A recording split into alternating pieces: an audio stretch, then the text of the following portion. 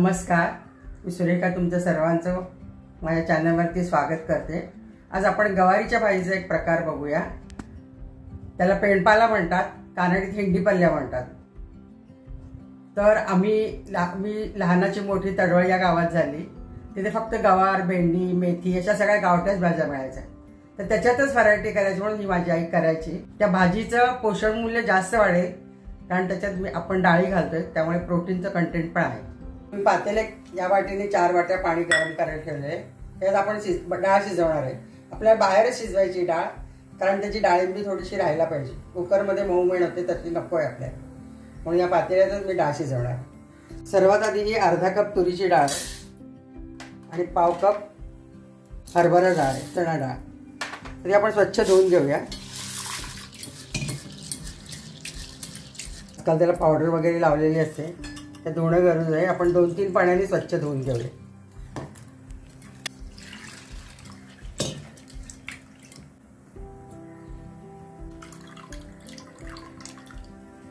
पाण्याला उकळी आल्यानंतर आपण डाळ घालणार आहोत।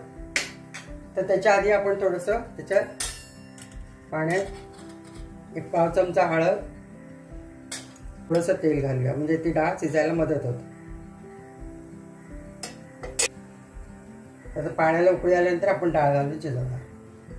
पाण्याला उकळी आली आहे, त्यात आपण आता ही डाळ घालतो।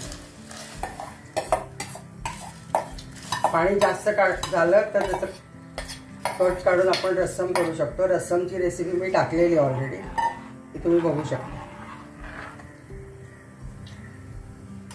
ती डाळ बोटचेपी होईपर्यंत आपल्याला ठेवायची। तर आता डाळ शिजू दे, मग मी पुन्हा दाखवते। ही अशा डाळ शिजलेली आहे, त्याची डाळिंबी फुटलेली आहे।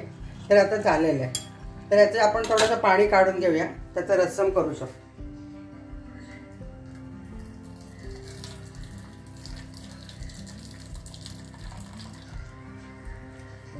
आणि यातच आता आपण गवार घालून शिजवूया। हे अर्धा पाव गवार आहे, म्हणजे पाव किलोच्या निम्म। हे स्वच्छ धुवून निवडून घातलेले। तर आपण आता झाकून ठेवू। तर गवार शिजेपर्यंत आपल्याला ठेवलेले 5 ते 7 मिनिटं लागतील।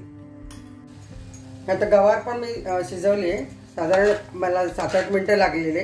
पण गवार जुनी असेल किंवा निब्बर असेल तर 10 मिनिटं पण लागतील। मी परत ते पाणी घातलं शिजवायला, कारण गवार शिजली नव्हती नीट। मी परत ते काढलेलं पाणी टाकलं, म्हणजे 4 वाट्या पाणी आपल्याला एवढ्या डाळीला लागलेलं आहे।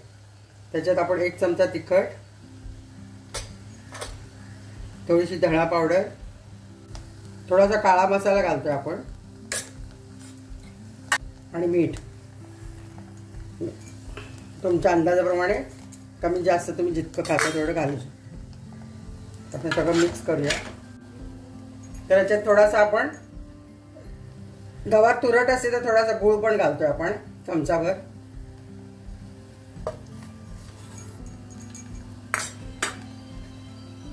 त्याच्यात थोडेसे आपण 1 मूठभर दाणे कुटून घालतोय। कच्चेच दाणे तुम्ही भाजलेले पण घालू शकता, पण ते फार बारीक करायचे नाहीये, अर्धवटच कुटून घालायचे।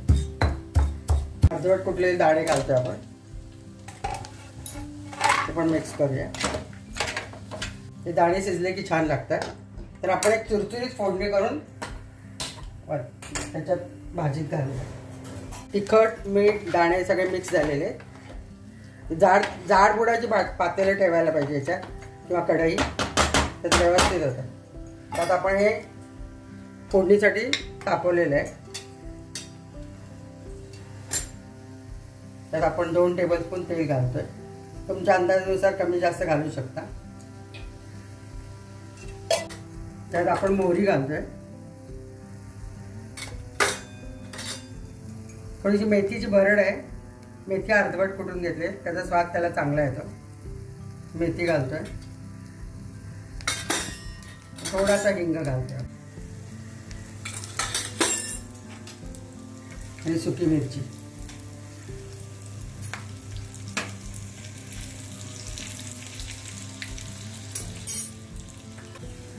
आणि कढीपत्ता।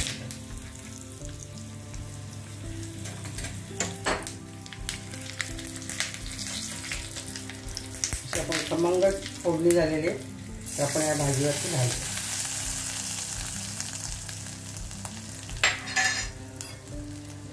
सगळं मिक्स करूया.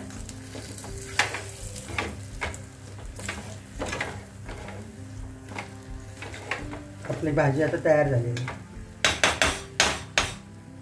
त्यात थोडीशी आपण कोथिंबीर घालूया चिरलेली. मिक्स करूया.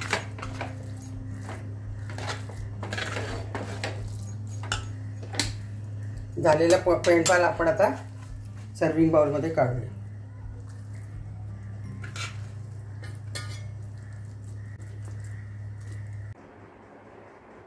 असा ह्या प्रोटीनयुक्त आपली भाजी तयार आहे.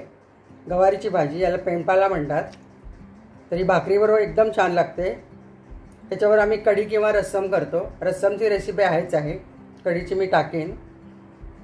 तर हे भाताबरोबर आणि भाकरीबरोबर, पोळीबरोबर, सगळ्याबरोबर चांगली लागते. तर तुम्ही करून बघा, तुम्हाला निश्चितच आवडेल. आवडली तर लाईक करा, शेअर करा आणि सबस्क्राईब करा. तर माझ्या मामे बहिणीने खूप डिमांडिंग तिला रेसिपी होती. तिचं नाव अन्ना आहे. तर तिने सांगितलं की तू दाखव वहिनी, म्हणून मी दाखवली आज. तर तुम्ही बघा.